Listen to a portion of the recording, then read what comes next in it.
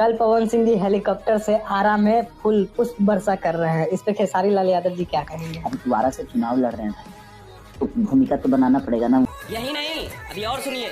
भाई उनको अपने घर से हेलीकॉप्टर तो लेना है, वो तो पार्टी देगी, पार्टी भेजेगी, पार्टी लेके आएगी। जब से पवन सिंह हेलीकॉप्टर के साथ चुनाव का प्रचार करते हुए नजर आए हैं, तब से भोजपुरी इंडस्ट्री के अंदर दो तरह की ऑडियंस के रिएक्शन निकलकर सामने आ रहे हैं। पहले लोग तो वो हैं जो लोग काफी ज्यादा खुश हो रहे हैं कि हमारे भोजपुरी इंडस्ट्री के सुपरस्टार हेलीकॉप्टर से अपने चुनाव का प्रचार कर रहे हैं। वहीं पर कुछ लोग नाराज भी हो रहे हैं कि पवन भैया अगर चुनाव के अंदर चले जाएंगे तो हमारी भोजपुरी इंडस्ट्री का क्या होगा। क्योंकि दोस्तों आपको भी पता है खेसारी लाल यादव और पवन सिंह यही दो स्तंभ थे हमारे भोजपुरी इंडस्ट्री के अंदर, जिनके ऊपर हमारी पूरी भोजपुरी इंडस्ट्री टिकी हुई थी। अगर पवन भैया चुनाव के अंदर चले जाएंगे तो हमारी भोजपुरी इंडस्ट्री का क्या होने वाला है, इसके बारे में बताने की कोई भी जरूरत नहीं है। क्योंकि जब खेसारी लाल यादव और पवन सिंह के बीच में कंपटीशन बना रहता है तो हमारे भोजपुरी इंडस्ट्री के अंदर जो बेहतरीन गाने आते हैं, जो बेहतरीन फिल्में आने की संभावना होती है, वो काफी ज्यादा बढ़ जाती है। अगर पवन भैया चुनाव के अंदर चले जाएंगे तो ये हमारी भोजपुरी इंडस्ट्री के लिए काफी बुरा प्रभाव पड़ेगा।